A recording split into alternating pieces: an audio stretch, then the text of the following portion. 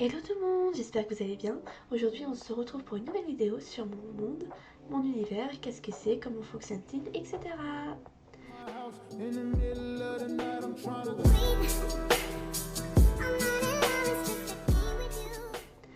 Alors aujourd'hui je vais vous parler des créatures du chaos et des mondes du chaos.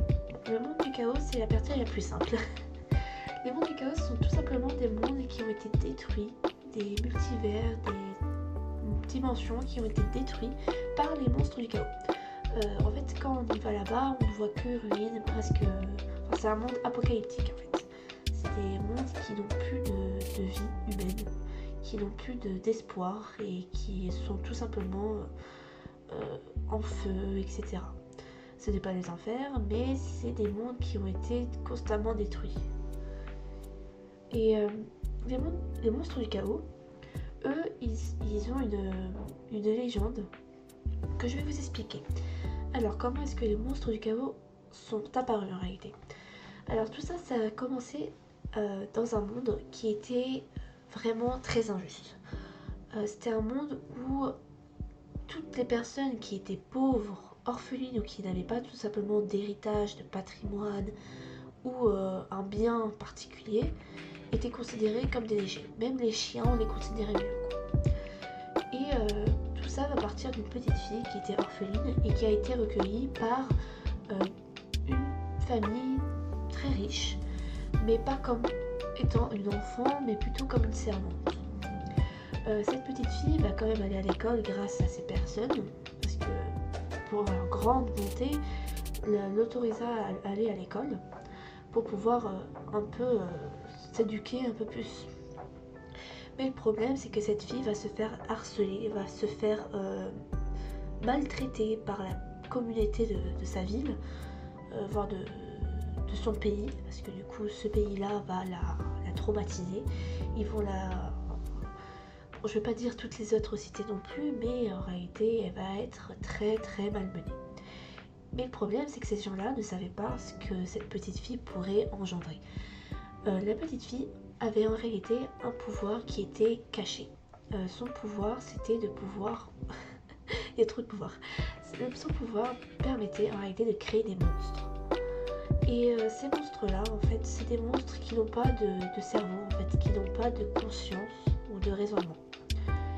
Et en fait, quand le jour où elle a pété un câble, elle était très jeune quand même, elle avait peut-être 11 ou 12 ans, et elle a pété un câble, et tous ces monstres, etc., ont commencé à attaquer les gens qui l'embêtaient, mais pas que. En fait, ils s'attaquaient à tout le monde. Et la particularité, c'est que quand ces monstres sont venus en réalité tuer et détruire ce monde, à chaque fois qu'une personne était tuée, elle se réincarnait dans un futur monstre du chaos. Sachant que leur conscience était encore là, mais qu'ils n'étaient pas maîtres de leur mouvement. Donc j'explique, c'est que ces personnes-là, elles vont être conscientes qu'elles font quelque chose d'horrible, elles vont peut-être se voir tuer leur propre famille, mais elles ne pourront pas empêcher cet acte parce qu'elles ne sont pas maîtres de leur mouvement. Comme si je vous dis, moi, on me possède. Quand on est possédé, on n'est pas maître de nos mouvements. Voilà. Mais là, c'est vraiment pire, c'est parce que du coup, on a vraiment notre conscience. Malheureusement, la seule personne qui aurait pu arrêter ça, la petite fille, est morte. 1 ou 2 ans après avoir utilisé son pouvoir, laissant les monstres sans commandement. Étant donné que son pouvoir avait en réalité pris beaucoup d'essence de vie de cette petite fille, qui n'avait encore que 11-12 ans à l'époque où elle l'a utilisé, ça l'a énormément affaiblie jusqu'à en fait épuiser toutes ses réserves vitales. Du coup, elle est morte, laissant en réalité ce monde qui a été détruit. Et le problème, c'est que en créant les monstres, elle a créé des failles interdimensionnelles qui ont causé en réalité la propagation des monstres du chaos. Mais par contre, une prophétie est dit que un jour, une personne reprendra les commandes de ces créatures, mais malheureusement, on ne sait pas si c'est pour le bien ou pour le mal.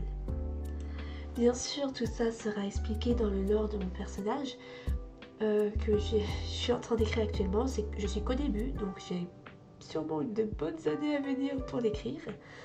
Mais déjà avec les petites vidéos, vous pourrez savoir à peu près toutes les informations un peu essentielles, les petites légendes, etc.